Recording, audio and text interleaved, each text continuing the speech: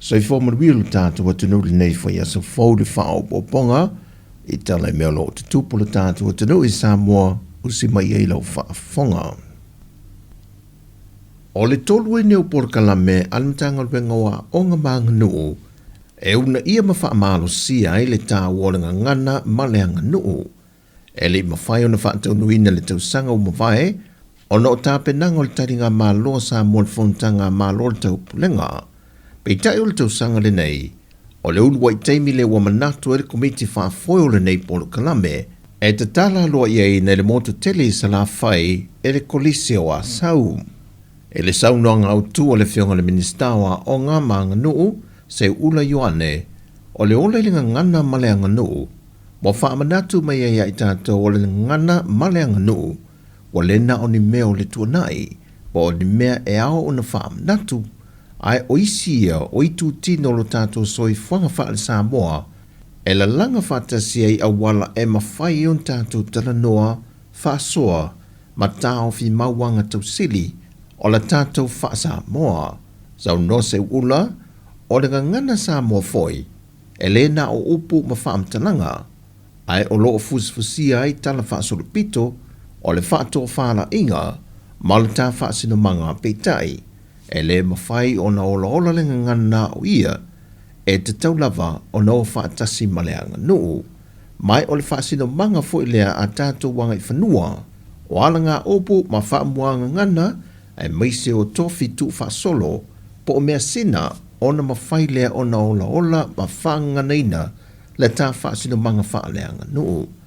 O le autu o le vaiaso le nei o le ngana maleanga nuu o lona wingan whai loe le whionga le minista e te tau ona whaatino e te tau ona oao e te tau foi ona tu wha solo atu ia tātou whanau.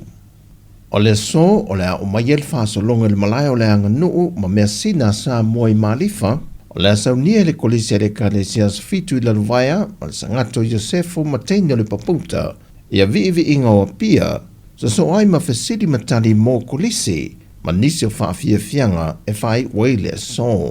Ai o le polo kalame o le aso atai au, o whaafia fianga mai kolisi ese le antunu, i o polu masala whai. E whamo lianga lea ua whaatu langa leo. Mole tina e ana pepe masanga ia na whanau mai la whai.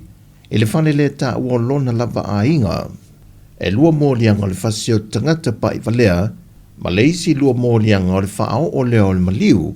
E lana masanga o le alii ma le tama i tai. Pe o na whaalia ua pa au i le whailo inga ma le autu Tala. O se whaanonoanga tele o loo iai por kalame. Ma whaala por pitonga e fsoa swani atu mo i lātou po tama i tai, lātou tele mana o mia lātou pepe, e fsoa swani malawea ina so i fuo i lātou nei. Ai o loo whaatino la vai ni tūlanga e whaano nom whaamomo i loto, ai o loo whaia foi in tūlanga whaasori tūla whono. Wata tala i tua lea tina e whaatari ai lea solo na whaamasinonga, i lano tu unga e tu inatu i te tonu lona tu se folau, ma saini i le office o leo ias whareile, se ia au lia lea so luse fulma le whao le maasina lava le nei, e tu la i ei luma o le whaamasinonga. E mo moi manu ai sau malai a tiai, o se manatu le na whaalia se tasi o te mao le fio angololo maunga, i le mtau tia mo se teimi mua mua le waainga, i le tala whaasolo pito le lātou fo ia fio anga, i le maua lunga le suavai mai le vai tafe, ma lofi ai ainga oma e siri atu le mitalo na mawalunga, na oso fi ai ma ota malawa o le tele o ainga o le fio anga.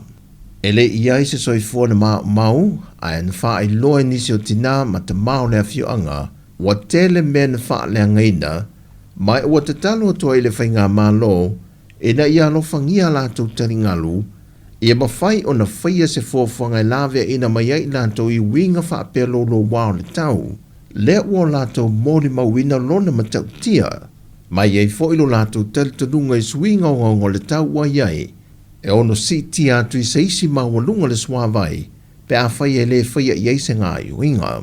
E mo iai ka whenga o vaisa iai, a o se mea maka o kia mea ngei, la ukara sa whai mele mai ka ele, ngau whai a kuwa ai o kou. Karunga wheolo ka kou mākua ma ka kou mākukua, ka kou Foko a popula le wa mavai ako ka popula le se kafe mka ukia wa fa ke la mau. O le wingo la ukala o mea le yo o ia le vai. Wa o ia le vai. Ko kongo le fale wa le vai.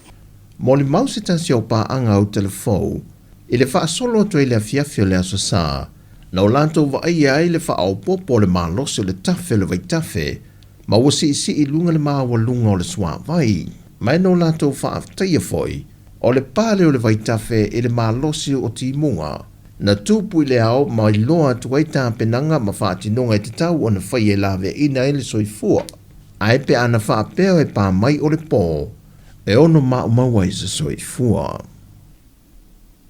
E tō se fulu ma le ono sui usa fono mai atunu o le Pasifika le o lo i Sāmoa nei, mo se fontanga e tolu a solo whātou teia i le SPREP, e whau whātase se malusi anga o le Pasifika, e sila to ai i ne fufo, e tali atuai i sui ngao le tau, wā a fiai le lanulangi, ai maise le fufo i le Pasifika. So no Yvette Kerslake, o le sui le whana popitonga le SPREP i Samoa. Ngā fo inga nepo kalame ia ono ngā luenga tau le i le sio manga whaapea fo i le swinga tau e mana o mia lava i le se leni.